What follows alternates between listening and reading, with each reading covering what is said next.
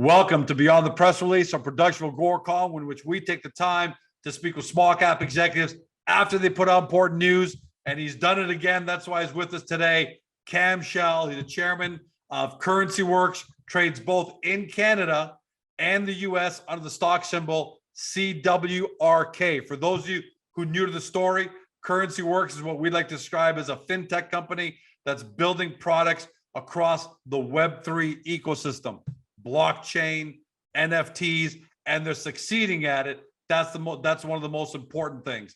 The press release we're talking about today, CurrencyWorks' Viewly feature film NFT platform unveils Zero Contact starring Anthony Hopkins, exclusive and collector's edition drops. Cam, welcome back, my friend.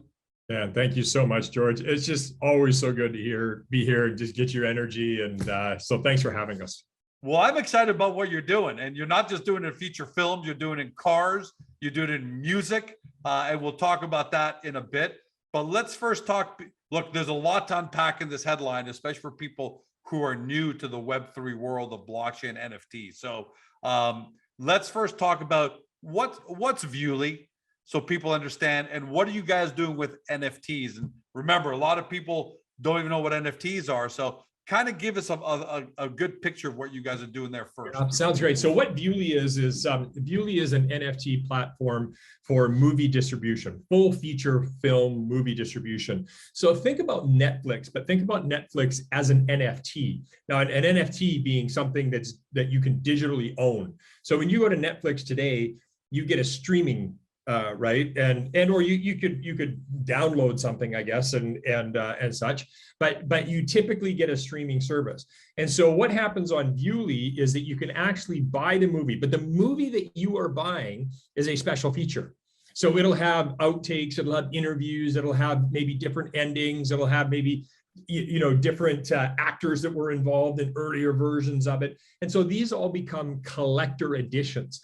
These then collector editions have a marketplace that they can trade on. So the whole premise here is that movies will be premiering as NFTs. So before the NFT is even out into theater or then goes to streaming or in-home or international distribution, the first thing that happens is the NFT version, because that's when the fans who want to get the underlying value or the early releases or the special content versions, they want to gather up those very limited amounts of versions available, because those over time, imagine if you will, if you had an original version of Gone with the Wind, or an original version of Pulp Fiction today that there's only 20,000 copies of, that has some alternative lines or alternative endings or different special outtakes, all sorts of special things. I mean, that's the beauty of collecting. And so it's been a huge lift putting this together. This isn't putting like a little meme, as an NFT or a picture. These are full feature movies, and major studios involved, major actors involved, and and obviously a much bigger picture than just releasing the first one. So we're really thrilled that today it goes live. So we did drop versions of this on OpenSea earlier, but today the actual consumer versions go live at 2:28 Pacific time. Yeah, and by the way, 228 or 222? 222, I'm sorry. 222, yeah. 228. I was going to say, hey. The next one goes on 228. This is at 222 today. Thank you. On 222, which I think is brilliant. Well, that's all part of the collector codes and crypto art and everything that's tied into this and the sequels that are coming out, which again, make this all that more valuable.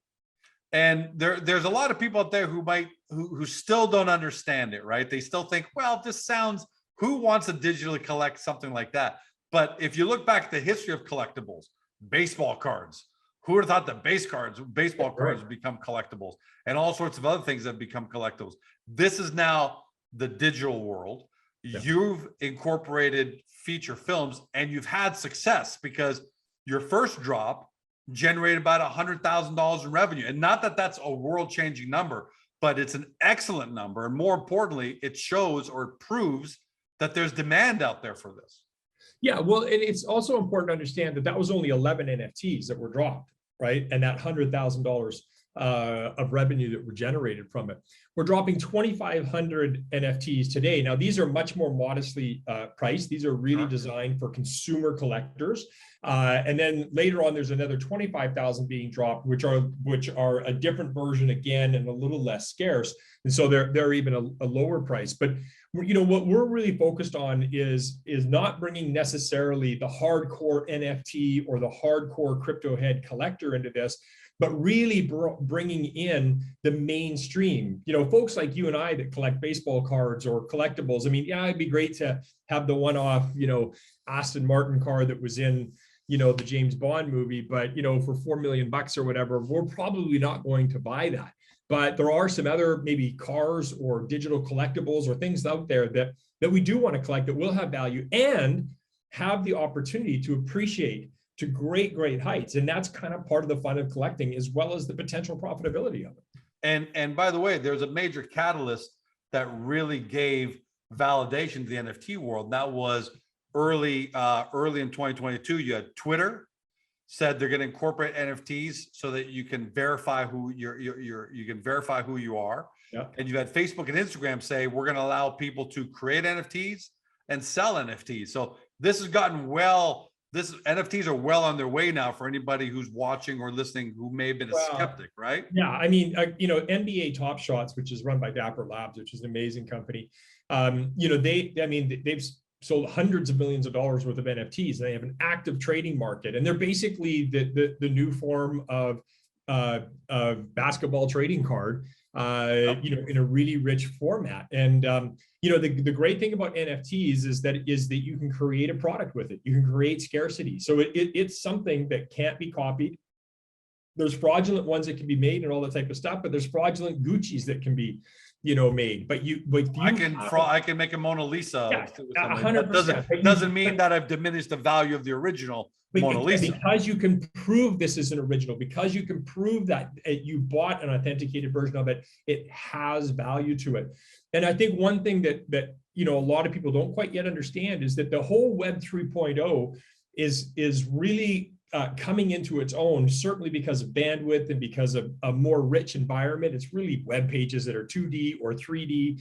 But the reality is there's now a way to transact. There's a way to create a digital product that has scarcity. And that product is an NFT, because an NFT can represent anything. It can represent a ticket to a concert. It can represent an experience. It can represent a piece of content, a movie, music, whatever the case is, but it's unique. And so now for the first time, you have digital content that's actual, or that you have a piece of code that can be digital content or anything that is scarce. So now things like the metaverse and Web 3.0, that is NFTs are the product of Web 3.0. And by the way, NFTs are to Web 3.0 as to what email was to the internet. That's how big this is. And by the way, they can kind of grow and breathe over time. Like, for example, 10 years from now, this Anthony Hopkins movie might have some kind of a reunion or something like that, and exclusive access to people who own the NFT, right? If you want to attend, if you own the NFT, you can attend for free. George, you don't own the NFT, you want to attend the special event, you got to pay $100. That's a great thing. Also, what I love about NFTs is you get access to the very environment of the thing that you're collecting. So if it's an NBA Top Shots, I'm sure in the future there's going to be some kind of access people are going to get saying, do you own NBA Top Shot NFT? You can go to a special NBA event in your city, for example. So I really love the fact that these things actually are living, breathing organisms that can change over, not the actual code itself, but what you can do with them change over time, and it's all to the advantage of the buyer. That's right. And so the underlying value today is really has huge potential in the future, right? Now you collect them for collector's sake, but there is underlying value appreciation possibility. So the sales going on today for 2,500 copies, then 2,500, and then 25,000. They're both different level.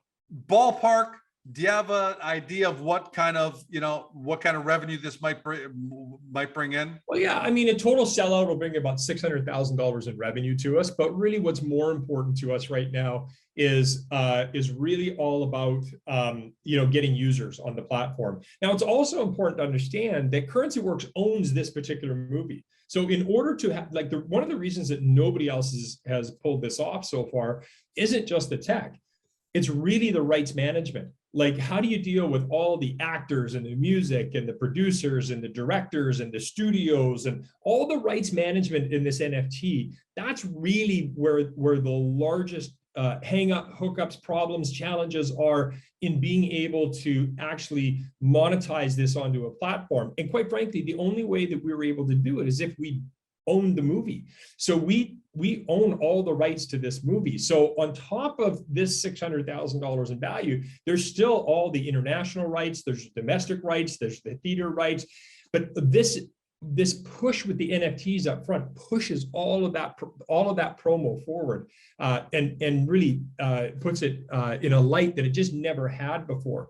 So we've got great revenue expectations out of this, and we're hitting the numbers as we would expect. But when you've got that many people that are now, on your platform, and of course we've got plethora more, feature film, tier A1 content and actors in those films coming onto the platform behind this. I mean, that's really what we're excited about, is getting all of those users so that this becomes, that one-stop shop for people to come to in order to get their NFT collectibles in the movie space. And I'm glad you kind of brought that up, because I want to, that's the next question I had, actually, which is, this isn't a one-trick pony. You didn't just do Zero Contact with Anthony Hopkins and you're done with it.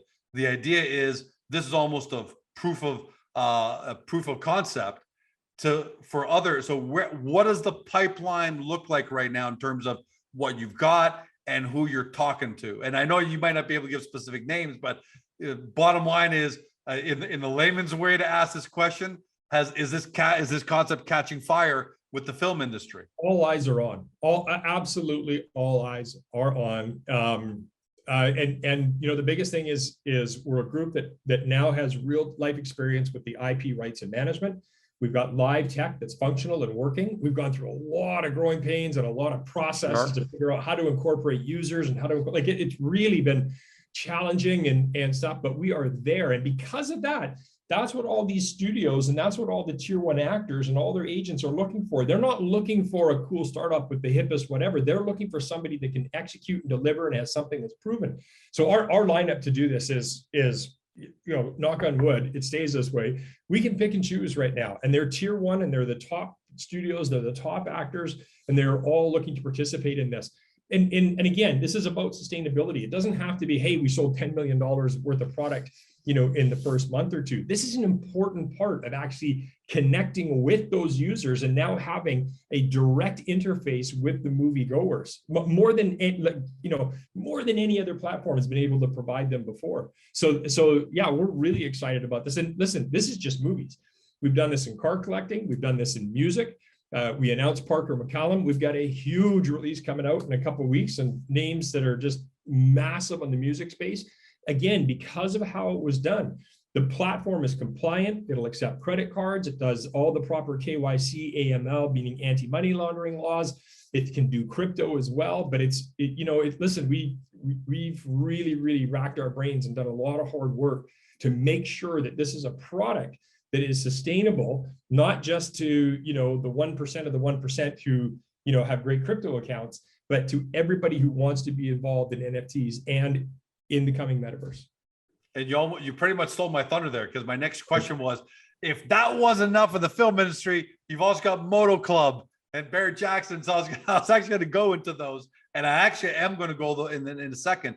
But I want to finish off with this on the Viewly side and on the film side, which is, do you think you get to a point where you'll actually use the platform to finance the actual production cost of films, or is that something the studios are still going to take care of, and then they're going to you and say, hey Cam, we'll do all that side, but we want you to be our NFT arm?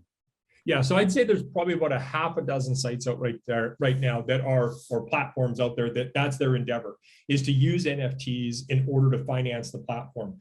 And I think they're great and they're absolutely wonderful. And they're an important part of like the producers or the directors or, you know, whatever, to be able to bring that equity piece to the table and then still have the studios or whatever put up the, you know, the rest of the capital or the debt or the distributors or, you know, whoever the case is.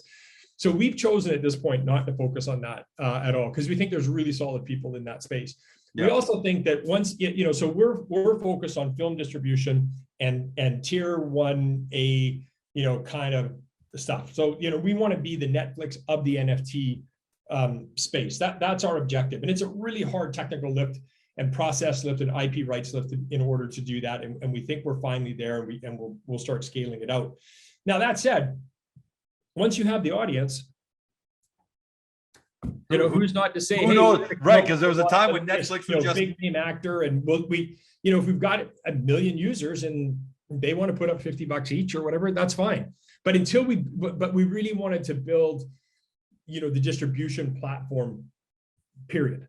And if that stuff, it can come next and second, and it can be great. And there's other people that are filling that void right now. But right now we're really all about. I do think 100% NFTs will be an important part of financing films, no question about it.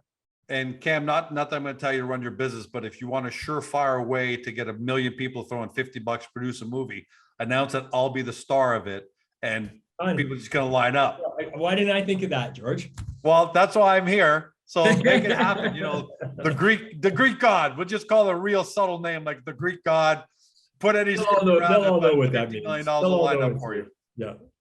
So let's talk about the other success. This is why I love that you've taken the success now, and let's talk. Okay, so Music FX seems to be the next logical jump, and you've partnered up with platinum selling country artist Parker McCollum. How is that working out for you guys on the Music FX side?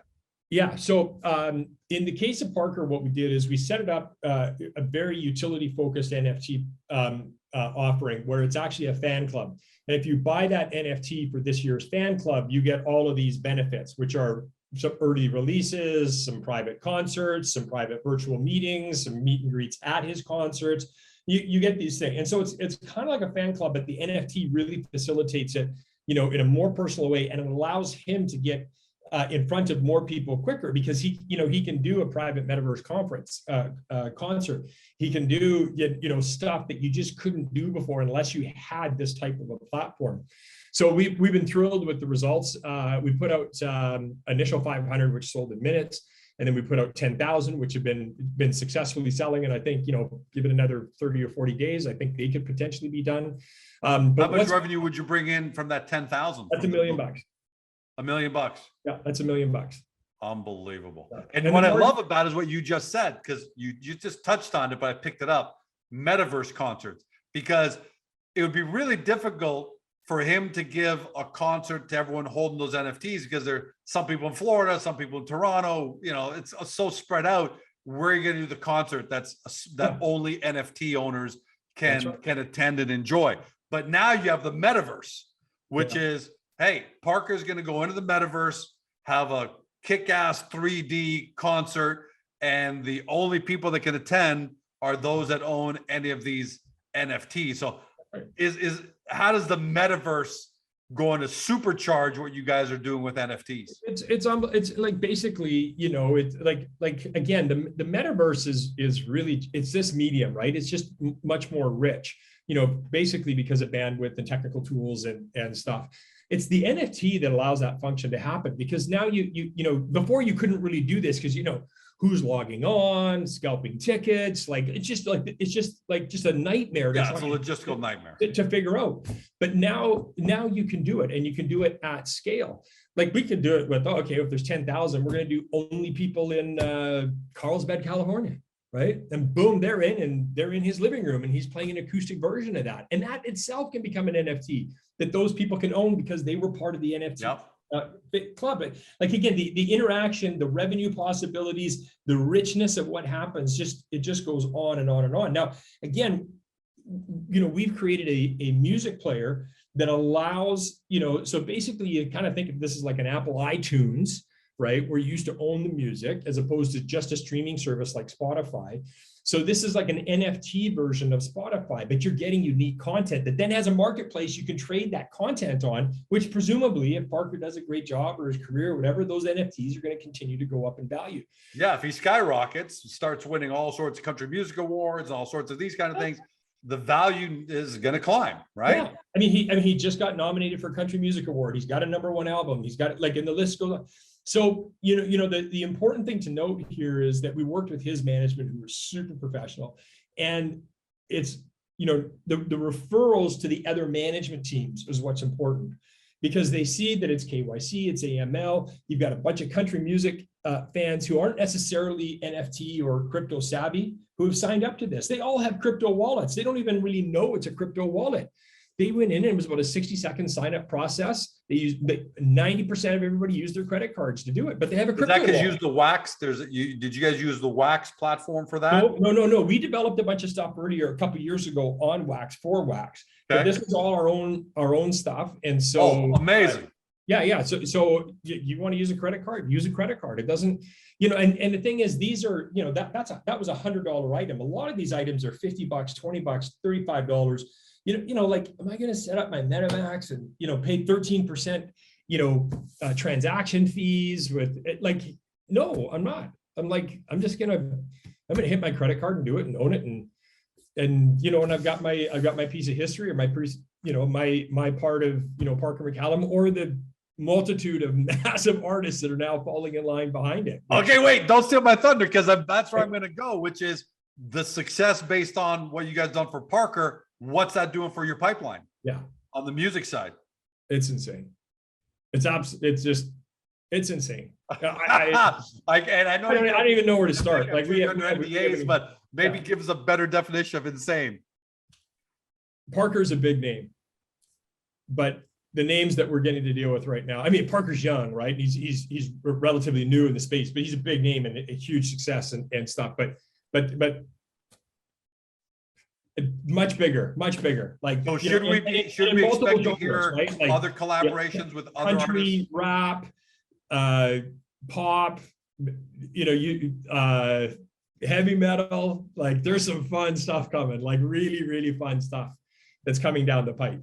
Cam, do you think you guys are the leaders? No. I think, I think in the particular model that we're building out, we are a leader. So, our platform is scalable. So, we've got a dozen conversations going on right now. Well, we could have many more, but we've got a dozen conversations going on right now with organizations that are looking to build their NFT platform on top of it in different genres. So, think of, I have to be a little careful here, but think of other types of media or other industries, or, they're all looking to how do they participate in an NFT platform? And what they need is a platform that is compliant, right? That works within the banking regulations, so that, and can be customized, to their particular industry. So whether it's cannabis, or whether it's comics, or whether it's TV shows, or whether it's, right,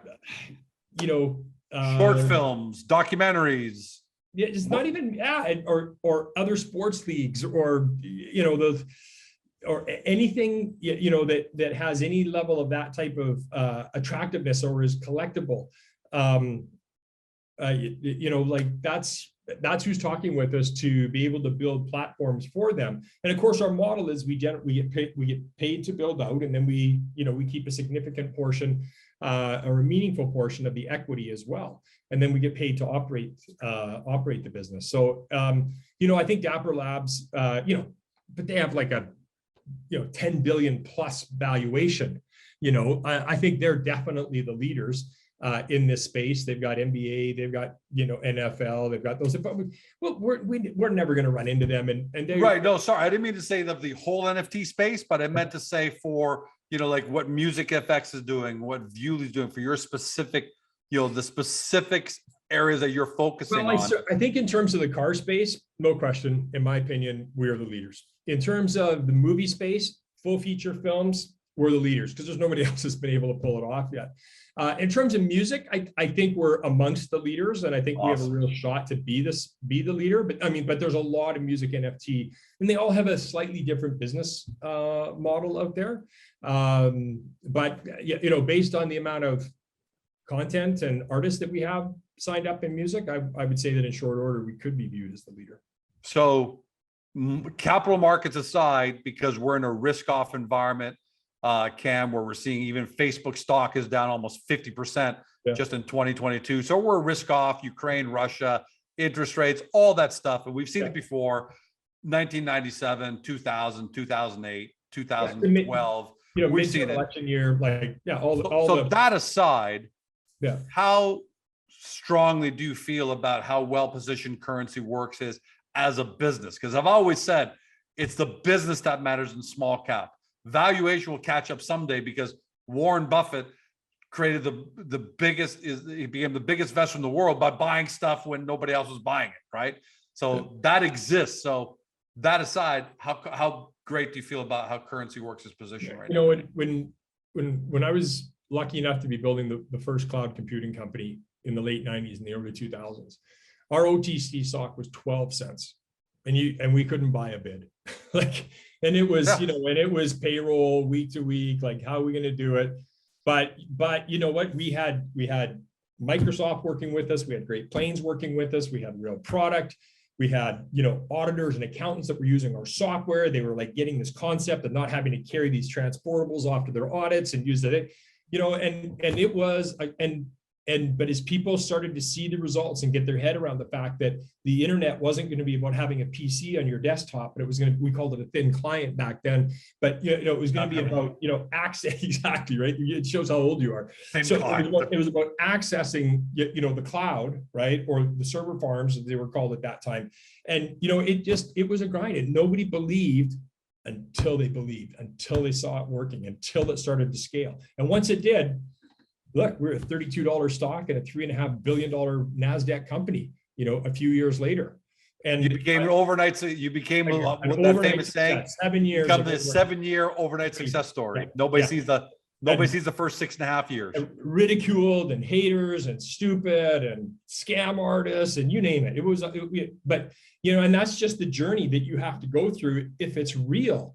I mean, if it's easy, you got to be wondering, like, well, you're going to have a whole bunch more competition. You're going to have a whole bunch of other people that can do it. So if you're not, you know, experiencing that type of challenge, you're not really in an environment where you're providing the shareholders that true upside. Now, listen, we also have a proven track record where we've done these things before.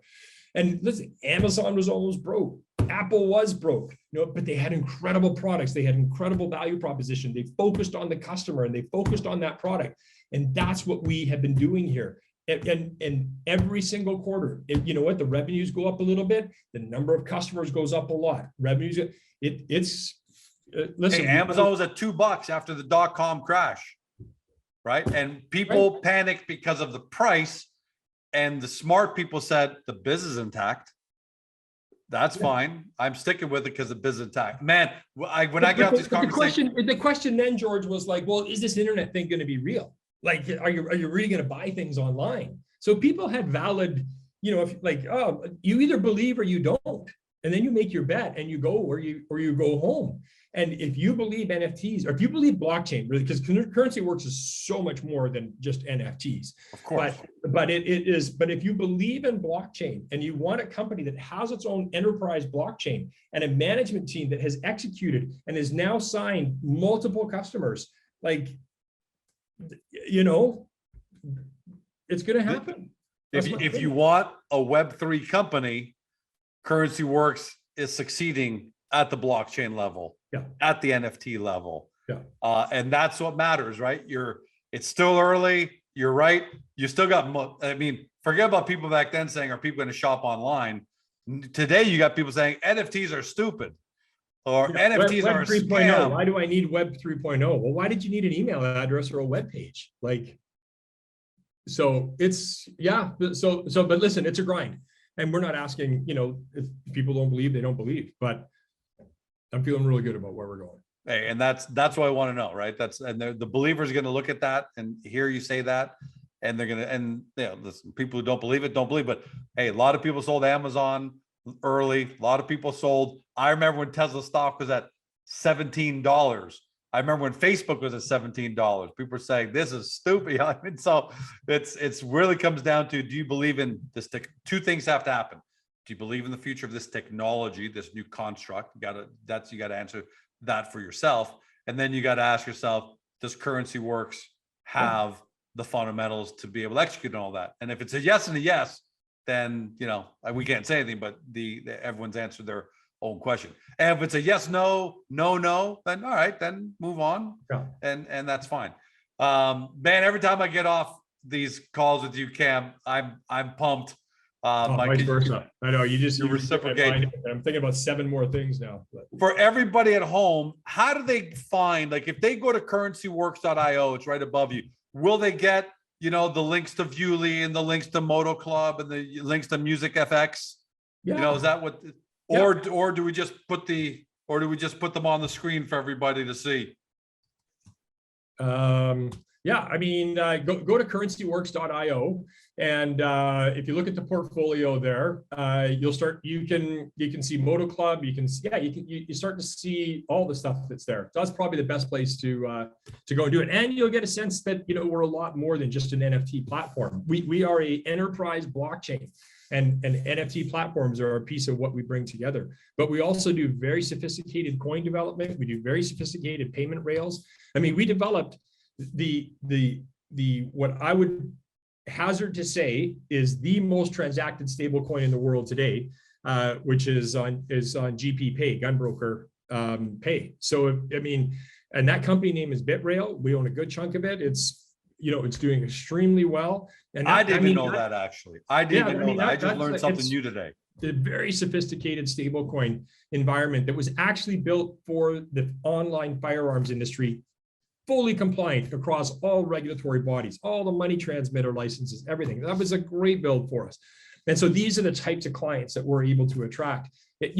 NFTs is booming right now, so we're just crazy busy keeping up with it. But we still have our other aspects of the business. So if you want to make a bet on blockchain, I mean, I think we're a good company to look at.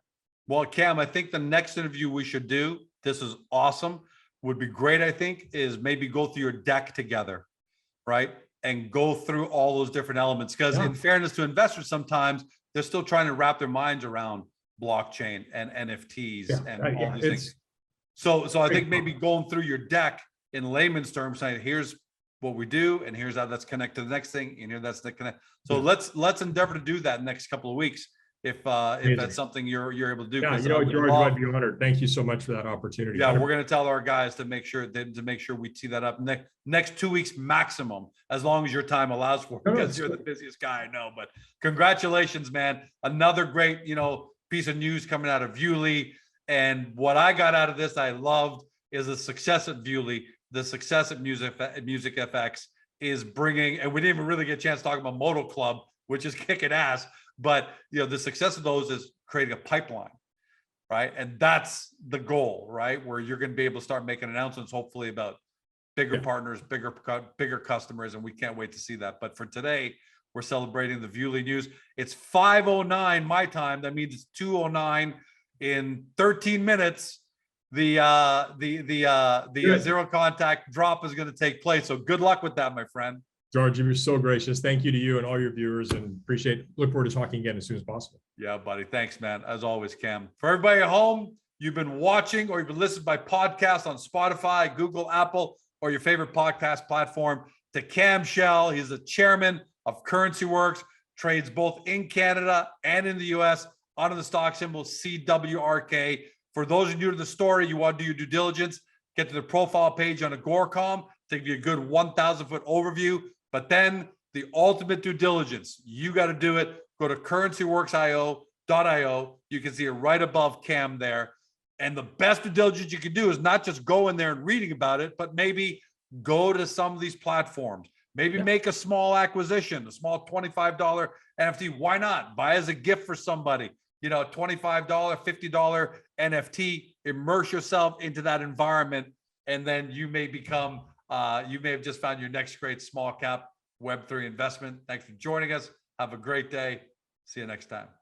Hey guys, this video is over, but don't forget to help your company by liking it and even leaving a comment below. And then don't forget to help yourself by subscribing to our channel and never missing another great Agoracom small cap video.